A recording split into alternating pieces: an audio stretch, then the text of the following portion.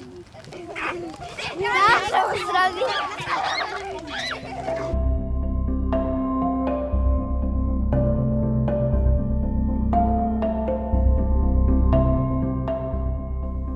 everyone, my name is Elsie Kipp. I'm the Aboriginal Community Liaison Coordinator here at the Human Early Learning Partnership. I'd like to talk about the language identity question on the EDI. Question 11B states, which Aboriginal language group does this student identify with?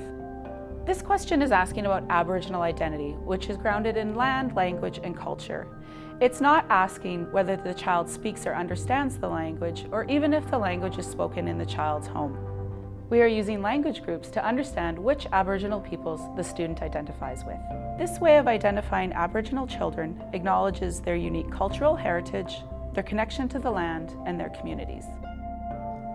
I think the identification of language groupings really can speak to belonging. When we talk about the importance of belonging and the language, there's a valuing involved, there's an honoring involved, there's an outward respect that is automatically a given. What you see here is a map that helped develop through accessing publicly held information, combined with input from Aboriginal community members and HELP's own Aboriginal Steering Committee. The map shows the province divided into 27 land-based language groups.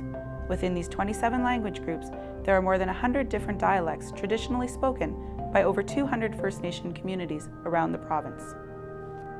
You will find a list of the language groups in the drop-down box while filling out question 11B on the EEDI. We anticipate that many teachers will be unsure of which land-based groups their Aboriginal students identify with, so we have a few suggestions. Within the EEDI, you can click on the link shown here. This will open up a new page showing a map of the Aboriginal language group tied together with school district boundaries of British Columbia.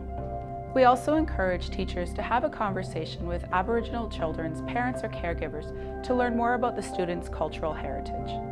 As well, nearly all school districts have Aboriginal enhancement agreements in place and work closely with Aboriginal education committees. The Aboriginal education committees are a valuable resource in terms of understanding local protocols, getting ideas of how to integrate culturally appropriate content and materials in your classroom, and learning more about other resources available in your school district. Most school districts also have Aboriginal support workers who can provide the same type of information. Finally, there are also a number of online resources available, such as the First Peoples Language Map of British Columbia website, which includes an interactive map of the province illustrating the First Nations language group boundaries. There you will find a wealth of information provided about the languages, territories, and First Nations people of British Columbia.